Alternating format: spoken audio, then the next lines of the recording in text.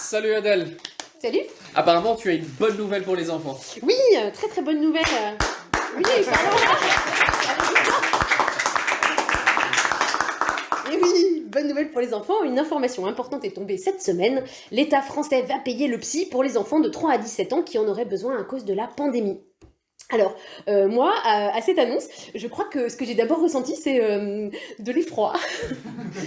Parce que si le psychothérapeute devient le service public de la petite enfance, ça veut dire que le monde est déjà en PLS, en fait. Et moi, en fait, je tiens en ce moment, parce que niveau débat national, l'ambiance, elle est plutôt... le niveau est pas fou. C'est-à-dire que on se pose des questions sur les déjeuners de travail à l'hôtel Meurice sont-ils autorisés ? Tu vois, ça va. Mais si désormais, la question qu'on doit se poser, c'est les conséquences de la pandémie sur la santé mentale des enfants mettent-elles en péril l'avenir de l'humanité pour les 50 prochaines années ? La réouverture des terrasses va pas contenir ma dépression. Donc après, c'est super que le gouvernement ait conscience qu'il y a un problème psychologique grave dans la nation et qu'il faut le régler. Voilà. Mais j'ai l'impression que le même gouvernement ne se rend pas compte que sa communication est peut-être aussi un tout petit peu à l'origine du problème. C'est bizarre. Parce que, tu vois, c'est comme si tous les soirs, tu couches ton enfant en lui racontant l'histoire de parents qui étouffent leur progéniture pendant leur sommeil. Et ton enfant, il dort pas.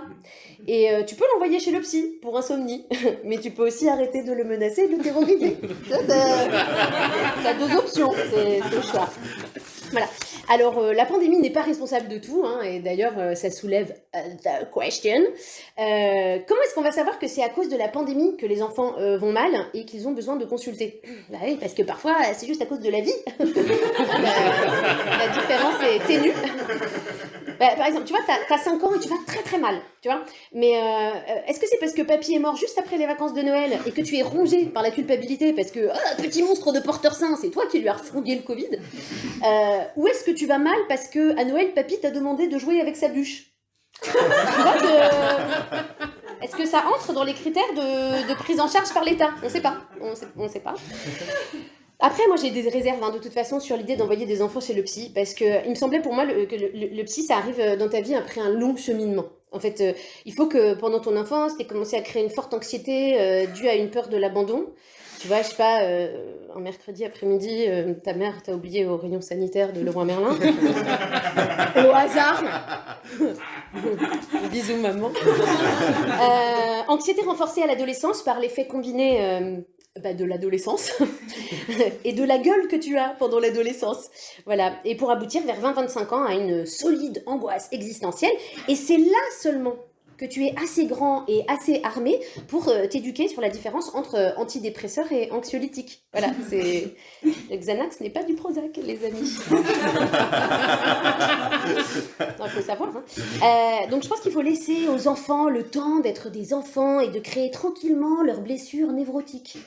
Tu vois, brûlons pas les étapes. Et puis je suis assez inquiète aussi qu'on essaye à tout prix d'améliorer la santé mentale de toute la jeune génération. T'imagines, on y arrive. Mais dans 20 ans, les mecs, on n'a donc plus un seul névrosé. Ça va être super pour le cinéma, l'humour et la création artistique. Bravo. Non mais pardon, mais si tout le monde est pris en charge psychologiquement, quand il en a besoin, il n'y a plus d'artistes. Fini, walou, c'est dead les amis. Non mais c'est ça, c'est une vie sans Britney Spears que vous voulez. Et puis, plus d'hommes politiques non plus. Si, parce que la blessure d'ego, elle est soignée, donc ta gueule sur une affiche, ça n'a plus aucun intérêt, voilà. Si, les anciens, si, les anciens petits gros revanchards qui reprennent confiance en eux grâce à l'accession au pouvoir, maintenant ils en ont plus besoin parce que c'est réglé. Finito.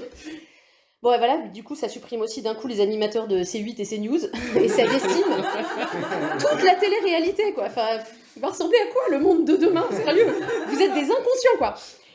Bon, alors en conclusion, laissez-moi vous dire que je blaguais. Bien sûr, je suis évidemment très favorable à la prise en charge psychologique des enfants le plus tôt possible, parce que, et de un, je suis pas un monstre.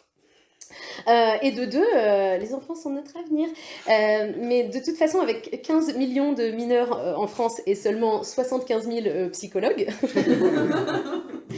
je vous laisse faire le calcul, mais je pense que, tout comme la prescription de Valium, la sublimation créatrice des névroses a de beaux jours devant elle.